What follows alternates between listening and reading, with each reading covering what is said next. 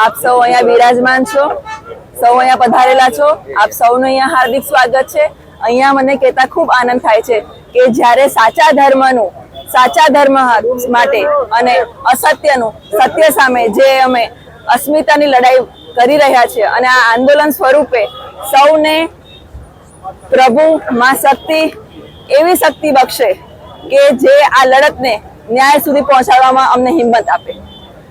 અહીંયા રાજકોટના 18 વોર્ડને સાંકળતા 18 વર્ણોને સાંકળતા આ રથ અલગ અલગ જગ્યાએ અલગ અલગ માં શક્તિ સાથે નારી શક્તિ સાથે અને દરેક વર્ણના સમાજને સાથે લઈને ચાલશે અને આવતીકાલે જ્યારે અંતે પૂર્ણાહુતિ છે ત્યારે કાગોળ ખાતે અમે સમાપન આપીશું। સાથે સાથે ઘણી બધી અલગ અલગ સંસ્થાઓ પણ આમાં ઇન્ક્લુડ થવાની છે એ તમે આખા દિવસ દરમિયાન જોઈ શકશો।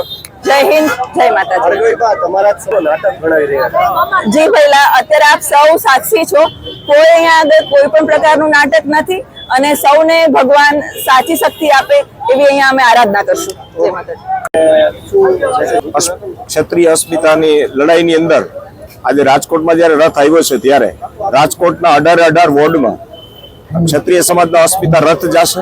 બહેનોની અસ્મિતા માટે અમે લડી રહ્યા છીએ ત્યારે અમારો એક જ સંદેશ છે કે આ સમસ્ત સમાજને અને બહેનોનું આહવાન કરીએ છીએ અમે કે તમે ક્ષત્રિય સમાજની અસ્મિતાને સમજી અને ભાજપ વિરોધી મતદાન કરો। એના માટેનો રથ આજે અમે શરૂ કર્યો છે અને કાલના દિવસમાં આપને એક પણ જાણ કરીએ કે અમે કાલના દિવસમાં 18 વોર્ડ પૂરા કરી અને માં ખોડલધામ કાગવડ ખાતે અમે તેનું સમાપન કરવા જઈ રહ્યા છીએ।